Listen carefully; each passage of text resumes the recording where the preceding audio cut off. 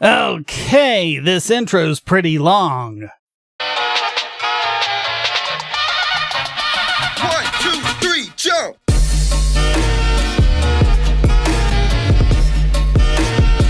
Man, is this thing ever gonna end?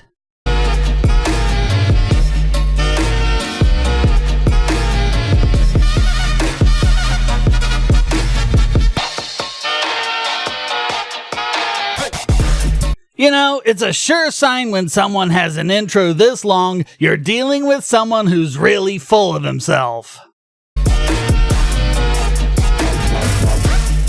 And who wants to bet this will be yet another example of Killian's Law?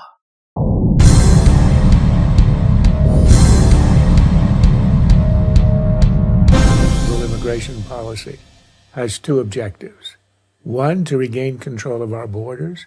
You mean imaginary lines drawn on a map by politicians usually as the result of a war? That's the same for the lines of your property. Really?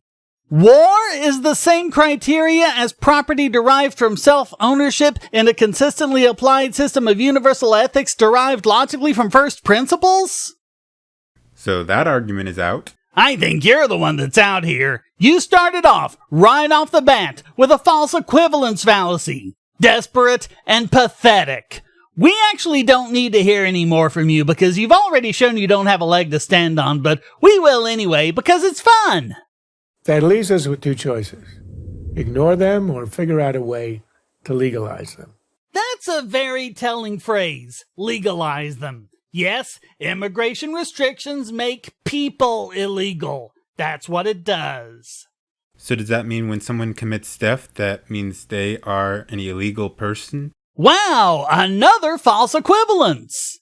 No, of course not. They just committed a crime. Same thing with crossing the border illegally. Whether you agree with it or not, they are not an illegal person. They just crossed the border illegally. Lie, lie, lie, lie, lie. The crime is being here illegally and you know it. If you're right about this, then explain why they still refer to people as illegal when they did cross the border perfectly legally, but just overstayed their visas. In fact, that accounts for roughly half of all illegal immigrants. Just sitting around, doing nothing, they're still breaking the law. For a true equivalence, look at, say, a kilo of cocaine.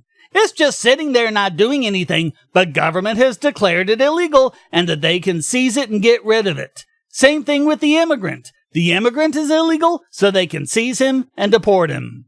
Yes, they absolutely are considering people to be illegal, and the fact that you have to lie and pretend otherwise speaks volumes. Ignoring them hasn't worked, but there's also a huge problem with legalization. It creates an irresistible incentive for new illegal immigrants to come. And the problem with that is... More illegals who tend to vote Democrat. Illegal immigrants do not vote! Give it up, people! Geez, do you have anything we haven't debunked 17 different ways? And their children who tend to vote Democrat. When you look at the Pew Research, you see that that's because you're looking at ones who live in heavily Democratic districts, who are going to vote Democrat anyway. When you look elsewhere in the country, you find a lot of immigrants who are conservative. I think that's reason enough to not allow illegal immigrants in, because since they will tend to vote for more government. Oh, so you're in favor of thought crimes. So would you deport Democrats too? They're committing the same activity. Except the immigrants aren't, because, again, you have to be a citizen to vote, but whatever. We say, of course, that this will be the very last, very final, never again, we're not kidding this time, amnesty.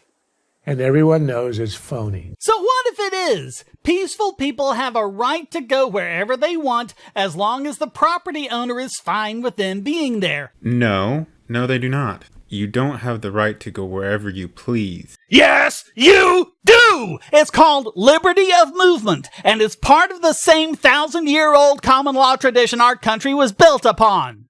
But more importantly, it's the only way compatible with a universally applicable set of ethics derived consistently from first principles. Since 40% of illegal immigrants are visa overstays. Wait, so 40% of all illegals came here legally and just overstayed their visas?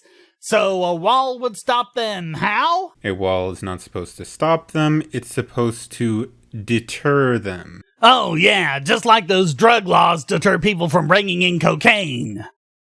And all of this is based on his bogus notion that we should be worried about these people for some reason. We shouldn't. Every immigrant creates 1.2 jobs for native workers, even low-skilled workers. They commit crimes less often than their native counterparts, and they use fewer government services for the taxes they pay than their native counterparts. Actually, both of those things are false. No, they aren't. Check out my video, How to Argue for Immigration Restrictions. It's fully sourced. For one, you're grouping up all immigrants together. Lie, lie, lie, lie, lie! It's broken down by legal versus illegal immigrants and even skilled versus unskilled workers. Why don't you actually check the sources? Because you're afraid they'll prove you wrong?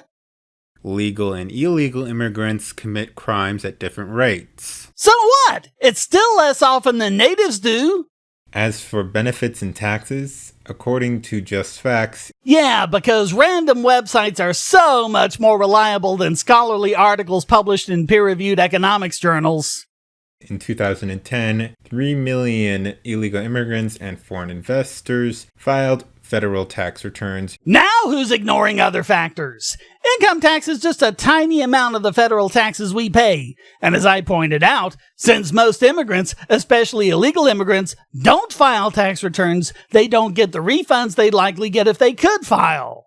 Besides, in addition to income tax, there are all sorts of other federal taxes, including estate tax, gift tax, bequest tax, expatriate tax, employment insurance tax, railroad retirement tax, employee tax, unemployment tax, railroad unemployment repayment tax, manufacturer excise tax, retail excise tax, facilities and services tax, foreign insurer tax, gambling tax, harbor maintenance tax, water transportation tax, commercial vehicle tax, petroleum tax, environmental chemical tax, ozone depleting chemicals tax, imported substance tax, occupational tax, telephone excise tax, capital gains tax, real estate investment tax, undistributed income from investment tax, golden parachute tax, group health plan tax, alcohol taxes, tobacco and tobacco products tax, machine guns, destructive devices and certain other firearms tax, tax on generation skipping transfers, green mail tax, structured settlement tax, self-employment tax, social security tax, Medicare tax, non-petroleum energy tax, and, of course, the Spanish-American War tax. And that's not counting state and local taxes. All in all, even without filing any returns at all, or even if you were completely under the table and don't pay any income taxes at all, it's still the case that at least 26% of the price of every single product you buy goes to pay taxes in one form or another. Whether it's corporate taxes, excise taxes, tariffs, gas taxes, and other taxes paid during shipping, or whatever. If you want to refute the point, you need to include them all. Not just federal income tax, and certainly not the particular subset who actually file. As for jobs created by illegal immigrants, I can't find anything on that. The source is in the description box in How to Argue for Immigration Restrictions. You must not have looked very hard. Come out of your echo chamber once in a while. The American people are legitimately angry at the price American society has paid due to illegal immigration. Only because people like you keep lying to them about it. If they were properly educated about it, they'd see what a benefit these immigrants are. Oh yeah, such a benefit. Wow, what a convincing argument. Why restrict some people and not others? Why impose some restrictions but not others? Oh, so he has seen How to Argue for Immigration Restrictions. Well, we'll just chalk those other bits of ignorance up to lies as well, then. Which borders need to be secured, and how, and against whom? Well, we take on the southern border and the coasts. We don't really need to worry about the northern border because we don't get that many illegal Canadians. The only time I'm aware of that the Department of Homeland Security even bothered to count it, immigrants who are here illegally because they have overstayed their visas are more likely to be Canadian than they are to be from any other country. We also get lots of illegals from other countries coming across via the Canadian border. Again, the fact that you just ignore this speaks volumes. In fact, when you look at all illegal immigrants, a majority of them are from Canada or Europe. In other words, white people. So why aren't you concerned about them? Why is it only when people with darker skin come here that you get your little snowflake panties in a wad? Pretty benign. And the biggest reasons why is the crime they bring, and also the fact that they tend to vote more Democrat, and their children tend to vote more Democrat, thus leading to more government encroachment on our lives and on our wallets. I think those are reasons enough to not have illegal immigrants. Yeah, except all of those reasons have been shown to be crap. Stop pretending that immigrants are criminals. One claim we get quite often is that the more immigrants come here, the more crime there will be. When you control for things like socioeconomic status, immigrants are less likely to commit violent or property crimes than comparable Americans. For example, in the October 2013 study, A Game of Catch-Up, the offending experience of second-generation immigrants, published in Crime and Delinquency, found no difference in crime rates between second-generation immigrants and native-borns, and that first-generation immigrants commit crime at a lower rate than both second-generation immigrants and native-born non-Hispanic whites. That's because illegal immigrants commit more crime. What? Immigrants commit less crime because illegal immigrants commit more crime? Huh? Like I said for your previous video, if you want to talk about specifically legal immigrants, the same holds true for illegal immigrants, liar! I showed that in the video! Also, a study published in the 6 April 2010 edition of Social Science Quarterly, Is Immigration Responsible for the Crime Drop?, found cities with the largest increases in immigration between 1990 and 2000 experienced the largest decreases in homicide and robbery during the same time period. Growth in immigration may have been responsible for part of the precipitous crime drop of the 1990s. Correlation does not equal causation. Wow, really?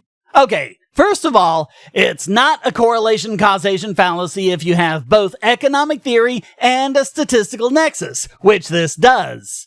Second, who are you to be complaining about this when you're the one going on and on about immigrants committing crimes and immigrants voting Democrats and on and on and on?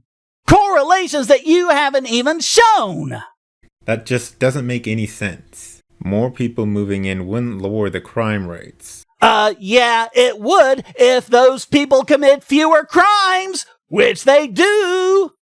At the very most, it wouldn't change, not lower. The only way it wouldn't change is if the newcomers commit crime at exactly the same rate as the natives.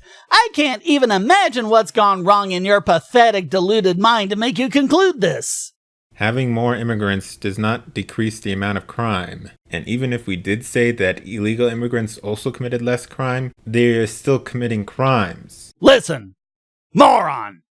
Your argument is that immigrants commit more crimes. They don't. Your argument is debunked. Now you're trying to worm your way out of it with a nirvana fallacy. It's just one more dishonest tactic after another with you.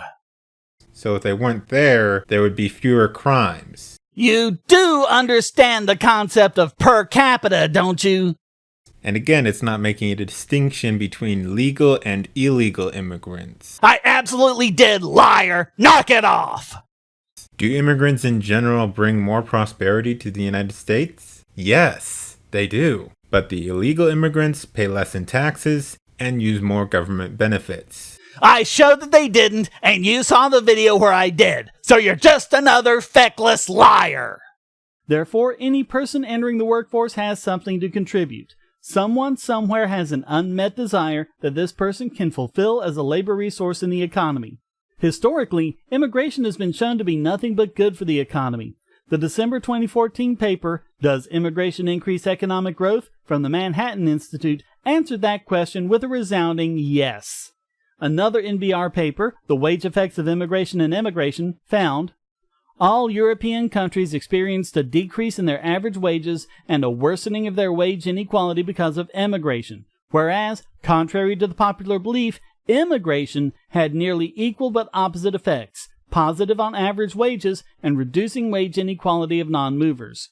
These patterns hold true using a range of parameters for our simulations, accounting for the estimates of undocumented immigrants and correcting for the quality of the schooling and/or labor market downgrading of skills. In terms of wage outcomes, it follows that prevalent public fears in European countries are misplaced. Immigration has had a positive average wage effect on native workers. Okay, that's bullshit. And you know it. No, it's scientific fact. I even cited the source. Your entire response to the data is just a whine. Is not. According to the law of supply and demand, the fewer workers there are, the higher the wages would be. And the more workers there are, the lower the wages will be. So now you're ignoring Say's law, which I specifically said not to do. You just get more and more contemptible as this video goes on. And in actuality, there has been a slight decrease in the wages for lower paid workers. No, there hasn't. Lower paid workers enjoy far more purchasing power than they had before. More of them have cars. More of them have computers and faster internet. Most of them even own supercomputers they can fit in their pocket. Yeah, do you see how these people have nothing? How, just like the creationists and the flat earthers, they'll repeat a fact that we debunked in the very video they're responding to and pretend we never said anything about it? There really is no difference here. Hey, thanks for watching. Please hit like and subscribe and keep these videos coming by donating, becoming a subscriber and getting special benefits, or even for free with airtime. And check out all the great content here, like this video selected just for you.